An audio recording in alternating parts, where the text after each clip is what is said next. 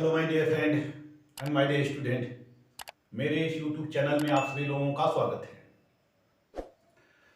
जैसा कि मैं आप लोगों को इस समय बीए थर्ड ईयर और फिफ्थ सेमेस्टर से प्रथम प्रश्न पत्र कंपैरेटिव गवर्नमेंट एंड पॉलिटिक्स और द्वितीय प्रश्न पत्र प्रिंसिपल ऑफ पब्लिक एडमिनिस्ट्रेशन पढ़ा रहा हूं, जिसमें पब्लिक एडमिनिस्ट्रेशन के अंतर्गत 6 यूनिट मैंने समाप्त कर दिया है और कंपैरेटिव गवर्नमेंट एंड पॉलिटिक्स के अंतर्गत यानी प्रथम प्रश्न पत्र के अंतर्गत मैंने 8वां यूनिट समाप्त कर दिया है। उसमें केवल एक पार्ट बाकी है, वह पार्ट है एडमिनिस्ट्रेटिव सिस्टम ऑफ स्विट्जरलैंड। इसका एक पार्ट मैंने अपलोड कर रखा है, दूसरा पार्ट अभी बनाना है जिसको मैं कल परसों अपलोड कर दूंगा। परंतु आप लोगों की मांग को देखते हुए अब मैं पब्लिक एडमिनिस्ट्रेशन से यानी कि आपके द्वितीय प्रश्न पत्र प्रिंसिपल ऑफ पब्लिक एडमिनिस्ट्रेशन से मैंने 300 प्रश्नों की 300 बहुविकल्पीय प्रश्नों की सीरीज मैंने तैयार की है और अब मैं 300 प्रश्नों की जो सीरीज है वह आपके सामने लेकर आ रहा हूं। तो इस समय मैं आप लोगों को प्रिंसिपल ऑफ पब्लिक एडमिनिस्ट्रेशन यानी द्वितीय प्रश्न पत्र से मैं बहुविकल्पीय प्रश्नों को बताने जा रहा हूं जो आपकी परीक्षाओं के लिए महत्वपूर्ण है। कुछ परीक्षाओं में जो पेपर का पैटर्न है वह ऑप्शनल है यानी बहुविकल्पीय टाइप का है। कुछ यूनिवर्सिटी की परीक्षाओं में वह क्वेश्चन डिस्क्रिप्टिव टाइप पूछे जाएंगे यानी कि वर्णनात्मक टाइप पूछे जाएंगे, आपको लिखना होगा और उसमें 3 टाइप के प्रश्न होंगे। पहला प्रश्न होगा अति लघुत्तरी, वो आपको 50 शब्दों में लिखना होता है यानी कि 3-4 लाइन भी लिख देंगे उसमें तो भी 2 नंबर मिल जाएगा। यानी कि पहला क्वेश्चन जो होगा वह 2-2 नंबर का 10 क्वेश्चन होगा, वह अति लघुत्तरी। जो पार्ट बी होगा वह 7 नंबर का 5 क्वेश्चन आपको करना होता है, 7 नंबर का 5 क्वेश्चन आपको करना होता है और वह लघुत्तरी होगा। और जो पार्ट सी होगा वह दीर्घ उत्तरी होगा, वह आपको 500 शब्दों में लिखना होगा यानी कि एक 50 शब्दों में और दूसरा पार्ट 200 शब्दों में, तीसरा पार्ट 500 शब्दों में आपको लिखना होगा।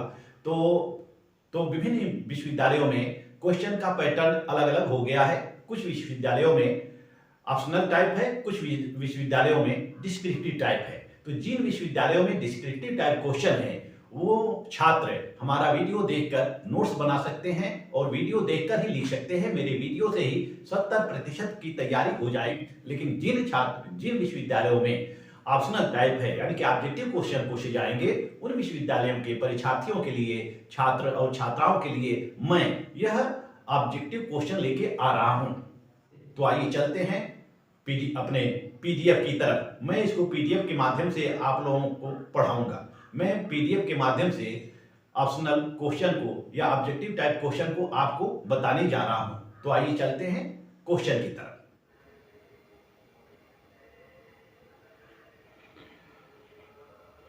पिछले वीडियो मैंने आप लोगों को क्वेश्चन नंबर 45 तक बताया था। अब इस वीडियो के अंतर्गत क्वेश्चन नंबर 45 से आगे बढ़ते हैं, चलते हैं क्वेश्चन नंबर 46 पर। क्वेश्चन नंबर 46 है, सरकारी प्रशासन उत्तरदायित्व के साथ संबंध में बाकी सभी प्रशासनों से भिन्न है, किसका कथन है? पहला ऑप्शन है दिमाग, दूसरा है मोरिस, तीसरा है कोहेन और चौथा है रॉबर्ट डाल। यहाँ रॉबर्ट डाल, ये रॉबर्ट डाल छूट गया है। तो यह ऑप्शन जो है इसमें चारों ऑप्शन गलत हैं। दिमाग भी नहीं है, मोरिस भी नहीं है, कोहेन भी नहीं है, रॉबर्ट डाल भी नहीं है। यह है पॉल एच एपलबी।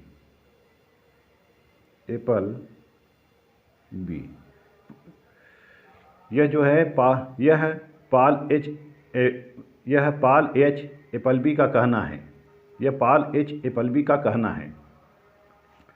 सरकारी प्रशासन उत्तरदायित्व के साथ संबंध में बाकी सभी प्रशासनों से भिन्न है, किसका कथन है? पॉल एच एपलबी का कथन है। क्वेश्चन नंबर 47 देखते हैं।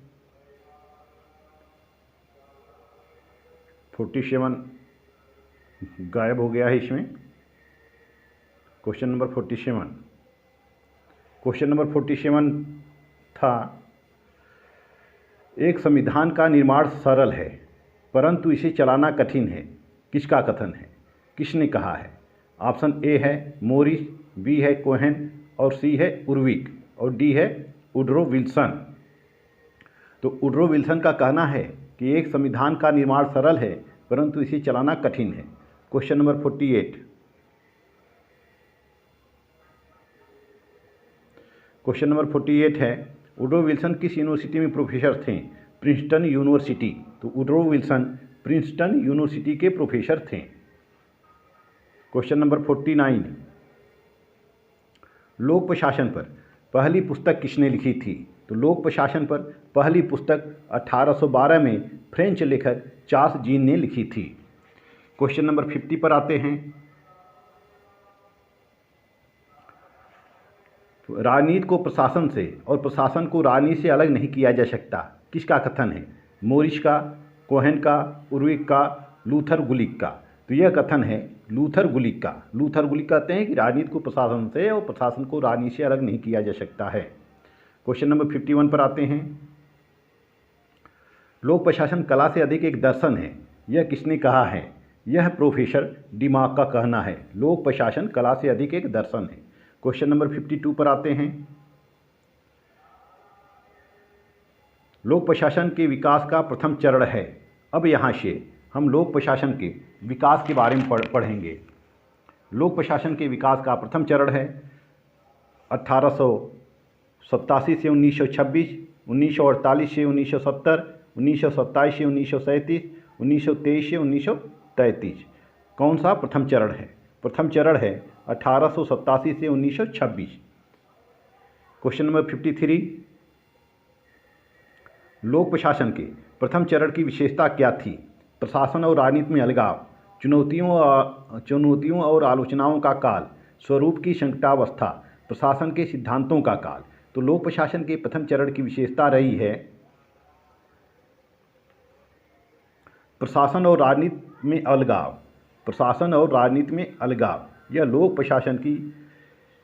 प्रशासन के प्रथम चरण की विशेषता रही है। जैसा कि इस चरण में एल.डी. व्हाइट होते हैं, वुडरो विल्सन होते हैं। तो वुडरो विल्सन लोक प्रशासन के जनक कहे जाते हैं।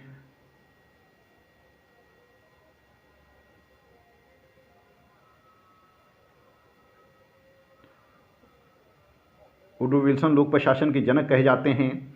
तो वुडरो विल्सन ने सबसे पहले प्रशासन को राजनीति से अलग करने का प्रयास किया, इसलिए लोक प्रशासन के प्रथम चरण की विशेषता है प्रशासन और राजनीति से अलगाव। प्रशासन और राजनीति में अलगाव। क्वेश्चन नंबर 54 पे आते हैं। लोक प्रशासन के विकास का द्वितीय चरण है। तो लोक प्रशासन के विकास का द्वितीय चरण है 1938 से 1947। यह द्वितीय चरण है। यह प्रथम चरण है, यह द्वितीय चरण है, यह चतुर्थ चरण है 1948 से 1970। क्वेश्चन नंबर नेक्स्ट आते हैं 55। लोक प्रशासन के विकास का तृतीय चरण है। लोक प्रशासन के विकास का तृतीय चरण कौन सा है? 1938 से 1947। लोक प्रशासन के विकास का तृतीय चरण है 1938 से 1947। क्वेश्चन नंबर 56 पर आते हैं।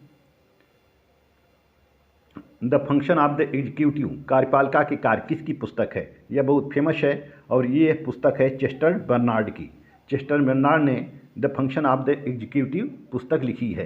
क्वेश्चन नंबर 57 पर आते हैं। लोक प्रशासन का अध्ययन चुनौतियों और आलोचनाओं से भरा हुआ है, किस काल की विशेषता है? यह विशेषता है तृतीय चरण की। तृतीय चरण शुरू होता है 1938 से 1947। 1938 से 1947 यह तृतीय चरण शुरू होता है और इसी काल की विशेषता थी कि लोक प्रशासन का अध्ययन चुनौतियों और आलोचनाओं से भरा हुआ है। 58 पर आते हैं। Question number 58। लोक प्रशासन के सिद्धांतों को किंवदंतियों की संज्ञा किसने दी? यह क्या है? संज्ञा है। लोक प्रशासन के सिद्धांतों को किंवदंतियों या कहावतों की संज्ञा किसने दी? तो यह संज्ञा दी गई है हर्बर्ट ए साइमन के द्वारा। क्वेश्चन नंबर 59 पर आते हैं। किस युग को लोक प्रशासन का संकट काल कहा जाता है? तो लोक प्रशासन का संकट काल चतुर्थ चरण को कहते हैं।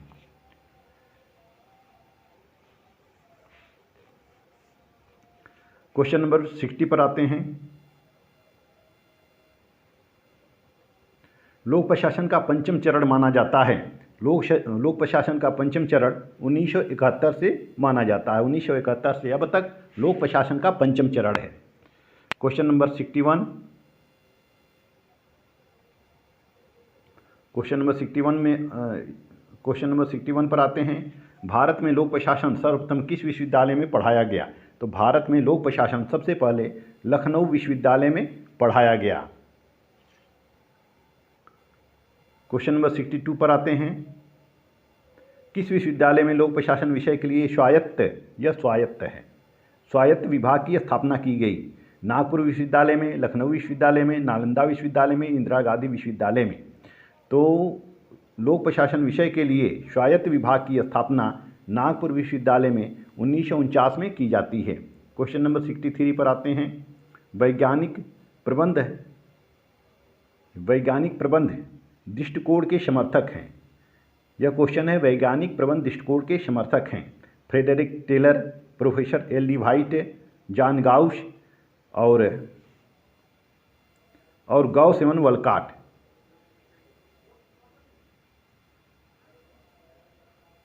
तो लोक प्रशासन के वैज्ञानिक प्रबंध दृष्टिकोण के समर्थक हैं फ्रेडरिक टेलर। अब यहाँ से हम अध्ययन पद्धतियों के बारे में पढ़ेंगे। Question number 64। व्यवस्था दृष्टिकोण के प्रतिपादक हैं वान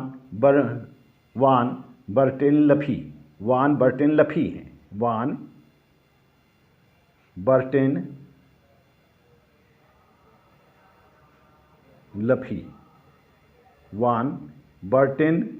हैं। क्वेश्चन नंबर 65 पर आते हैं। व्यवस्था दृष्टिकोण की उत्पत्ति किस विज्ञान से हुई है? तो व्यवस्था दृष्टिकोण की उत्पत्ति जीव विज्ञान से हुई है। व्यवस्था दृष्टिकोण की उत्पत्ति किस विज्ञान से हुई है? जीव विज्ञान से हुई है। व्यवस्था दृष्टिकोण सबसे पहले जीव विज्ञान में आता है, उसके बाद यह अन्य विज्ञानों में जाता है। Question number 66। पारिस्थितिकी दृष्टिकोण का प्रयोग सबसे पहले किस विद्वान ने किया? पारिस्थितिकी उपागम का प्रयोग सबसे पहले किस विद्वान ने किया? जॉन गाउस ने किया। पारिस्थितिकी दृष्टिकोण का प्रयोग सबसे पहले जॉन गाउस ने किया। Question number 67। द फेडरलिस्ट किसकी रचना है? Frederick Taylor, professor L D. White, John Gaus, von Bertalanffy. तो यह the Federalist professor L D. White की रचना है। यह प्रोफेसर एल.डी. व्हाइट की रचना है। क्वेश्चन नंबर 68 पर आते हैं। जेफरसोनियंस किसकी रचना है? जेफरसोनियंस किसकी रचना है? तो जेफरसोनियंस है, यह भी एल.डी. व्हाइट की ही रचना है। क्वेश्चन नंबर 69 पर आते हैं। Public administration and the United state department of agriculture, ये किसकी पुस्तक है? Public administration and the United state department of agriculture, यह पुस्तक है गॉस एवं वॉलकॉट की। ऑप्शन बी सही होगा। क्वेश्चन नंबर 70 पर आते हैं। लोक प्रशासन में व्यवहारवादी विचारक कौन हैं?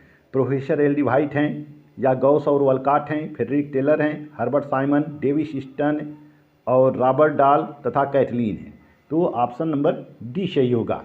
हर्बर्ट साइमन भी हैं व्यवहारवादी विचारक, डेविड स्टन भी हैं, रॉबर्ट डाल भी हैं और कैटलीन भी हैं। क्वेश्चन नंबर 71 पर आते हैं।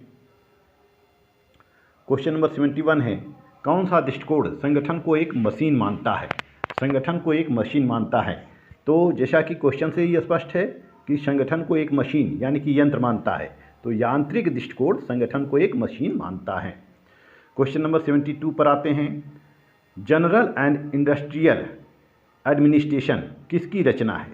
जनरल एंड इंडस्ट्रियल, यहाँ स्पेलिंग गलत है, इंडस्ट्रियल किसकी रचना है? तो जनरल एंड इंडस्ट्रियल एडमिनिस्ट्रेशन यह हेनरी फ्यूल के द्वारा लिखी गई है। ए है हर्बर्ट साइमन, बी है गॉस और वॉलकॉट, सी है फ्रेडरिक टेलर और डी है हेनरी फ्यूल। तो हेनरी फ्योल ने जनरल एंड इंडस्ट्रियल एडमिनिस्ट्रेशन की रचना की है। क्वेश्चन नंबर 73 है, हेनरी फ्योल ने संगठन के कितने सिद्धांतों का उल्लेख किया है?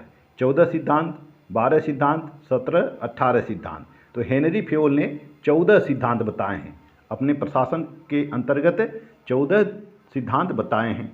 क्वेश्चन नंबर 74, क्वेश्चन नंबर 74 पर आते हैं। क्वेश्चन नंबर 74 है, सामाजिक मनोवैज्ञानिक उपागम के समर्थक हैं Elton Douglas McGregor, Elton Douglas McGregor एवं अब्राहम मास्लो या हेनरी फ्योल या फिर प्रोफेसर एल डी व्हाइट या जॉन गाउस। तो सामाजिक मनोवैज्ञानिक उपागम के समर्थक हैं एल्टन डगलस मैकग्रेगर एवं अब्राहम मास्लो। क्वेश्चन नंबर 75 पर आते हैं। 1943 में मानव अभिप्रेरणा का सिद्धांत किसने दिया था? Simon, Chester Barnard, max weber, Abraham Maslow. तो 1943 में मानव अभिप्रेरणा का सिद्धांत अब्राहम मास्लो के द्वारा दिया गया था, अब्राहम मास्लो के द्वारा दिया गया था, अब्राहम मास्लो। क्वेश्चन नंबर 76 पर आते हैं।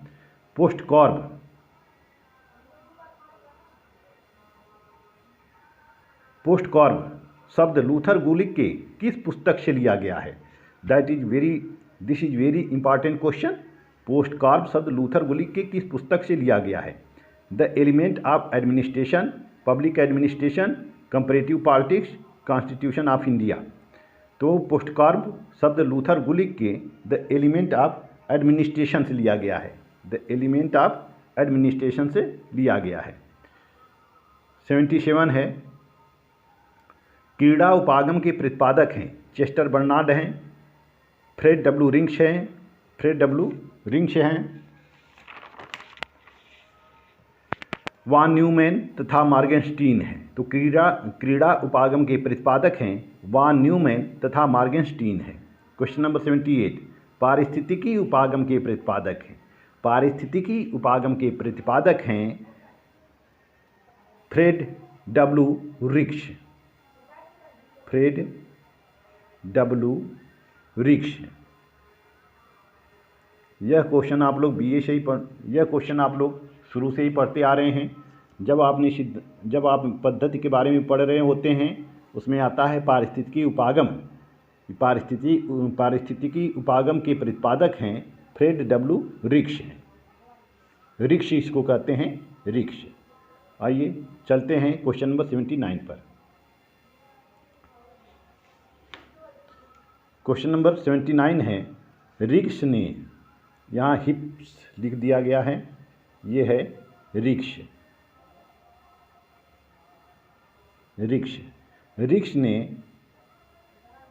रिंग्स ने किस देश की शासन व्यवस्था का अध्ययन किया है?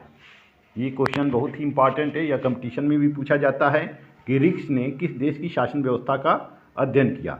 थाईलैंड व फिलीपींस का। रिंग्स ने थाईलैंड व फिलीपींस का अध्ययन किया था अपने अध्ययन के लिए, प्रशासनिक अध्ययन के लिए, और थाईलैंड और फिलीपींस का ही अध्ययन करके उन्होंने पारिस्थितिकी उपागम का सिद्धांत प्रतिपादित किया था। क्वेश्चन नंबर 80 पर आते हैं। नौकरशाही उपागम के प्रतिपादक हैं, नौकरशाही उपागम के प्रतिपादक कौन हैं? मैक्स वेबर हैं। क्वेश्चन नंबर 81 पर आते हैं। नौकरशाही शब्द का प्रयोग सबसे पहले किसने किया था? नौकरशाही का प्रयोग सबसे पहले 18वीं शताब्दी में विंसेंट डी गोर्ने के द्वारा किया गया था। क्वेश्चन नंबर 82 पर आते हैं। विनिश्चय सिद्धांत के मुख्य प्रतिपादक हैं, विनिश्चय सिद्धांत के मुख्य प्रतिपादक कौन है? पहला ऑप्शन है फ्रेड डब्ल्यू रिंग्स, और दूसरा है हर्बर्ट साइमन, तीसरा है चेस्टर बर्नार्ड, डी है साइमन 2 बार आ गया है। तो विनिश्चय सिद्धांत के मुख्य प्रतिपादक हैं साइमन, ऑप्शन डी सही है, साइमन। क्वेश्चन नंबर 83 पे आते हैं। अभिप्रेरणा सिद्धांत के प्रतिपादक हैं, यह अभिप्रेरण नहीं है, अभिप्रेरणा है। अभिप्रेरणा सिद्धांत के प्रतिपादक हैं कुटज एवं Donnell, Chester Barnard, Max Weber, और ऑप्शन इसमें क्या दिया गया है, प्रोफेसर वाल्डो, प्रोफेसर वाल्डो। तो अभिप्रेरणा सिद्धांत के प्रतिपादक हैं कुर्ज और डोनाल्ड, कुर्ज तथा डोनाल्ड, कुर्ज तथा डोनेल, यह अभिप्रेरणा सिद्धांत के प्रतिपादक हैं। क्वेश्चन नंबर 84 पर आते हैं। प्रिज्मी समाज की अवधारणा किसने दी? तो प्रिज्मी समाज की अवधारणा रिक्स ने दी है, रिक्स ने दी है। ऑप्शन ए है रिक्स, यहाँ रिक्स लिख दिया गया है, बी है डोनेल, सी है डगलस मैकग्रेगर और डी है जॉन एम गाउस। तो प्रिज्मी समाज की अवधारणा रिक्स ने दी है। क्वेश्चन नंबर 85 है। व्यवस्थावादी उपागम के प्रतिपादक हैं चेस्टर बर्नार्ड, लूथर गुलिक, रिक्स, प्रोफेसर वाल्डो। तो व्यवस्थावादी सिद्धांत के प्रतिपादक हैं चेस्टर बर्नार्ड हैं। क्वेश्चन नंबर 84, क्वेश्चन नंबर 85 का आंसर है चेस्टर बर्नार्ड। अब आते हैं क्वेश्चन नंबर 86 पर।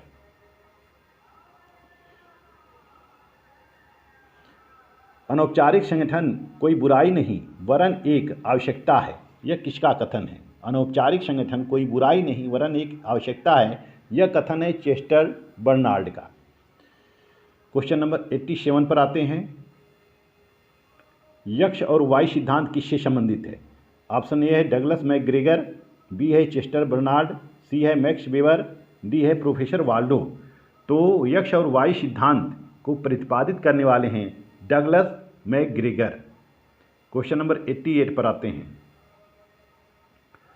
परिसीमित तार्किकता मॉडल किस विद्वान की देन है? परिसीमित तार्किकता मॉडल किस विद्वान की देन है? ऑप्शन नंबर ए है हर्बर्ट साइमन, बी है चेस्टर बर्नार्ड, सी है प्रोफेसर वाल्डो, डी है हेनरी फ्योल। तो परिसीमित तार्किकता मॉडल यह हर्बर्ट साइमन की देन है। क्वेश्चन नंबर 89 पर आते हैं। किस विद्वान को प्रशासन एवं प्रबंध के सिद्धांतों का जन्मदाता कहा जाता है? किस विद्वान को प्रशासन एवं प्रबंध के सिद्धांतों का जनक कहा जाता है? A Henry Fayol, B John M Gaus, C Chester Barnard, D professor Waldo.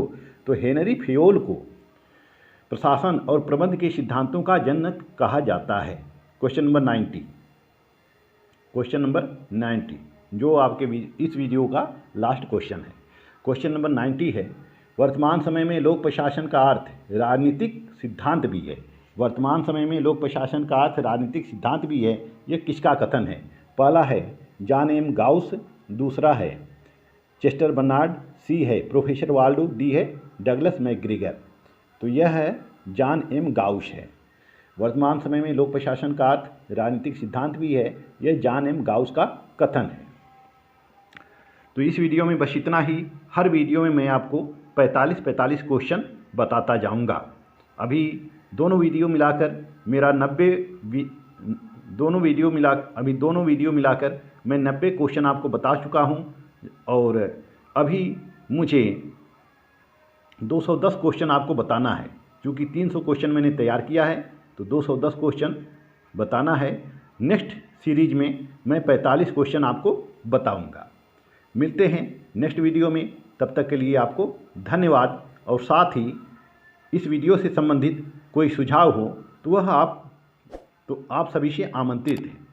और ये भी बताएं कि यह वीडियो मेरा कैसा लगा, कमेंट करके कृपया बताते रहें।